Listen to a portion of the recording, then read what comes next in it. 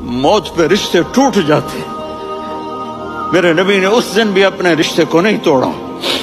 ابراہیم جیسی شخصیت کہیں گے سنو اے اللہ تیری میری دوستی کا واسطہ مجھے بچا لے, تیری میری دوستی کا واسطہ مجھے بچا لے. عیسیٰ علیہ السلام کہیں گے یا اللہ میں اپنی ماں مریم کا بھی سوال نہیں کر سکتا, میری جان بچا لے, مریم جانے تو جانے. اور میرا نبی کہے گا یا اللہ میری امت کو بچا لے. کون سی امت میں نے ساری زندگی اس کا مذاق اڑایا.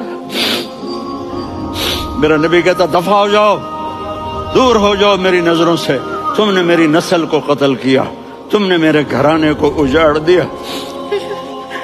سب بلا یہ نہیں کہیں گے یا اللہ میری امت کے نیکوں کو بچا لے, میری امت کے متقی, میری امت کی رابعہ بصری جنید بغدادی کو بچا.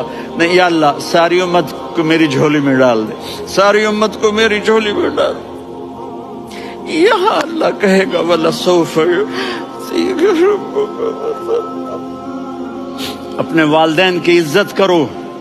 یہاں کا بڑھاپا بڑا خوفناک ہے کہ اولادیں چھوڑ جاتی ہیں اور ماں باپ ٹوائلٹ جانے سے بھی عاجز ہوتے ہیں. اپنی ماں کی دعا لو, اپنے باپ کی دعا لو. میرے نبی نے فرمایا تیرا باپ تیرے جنت کا سب سے بڑا دروازہ ہے.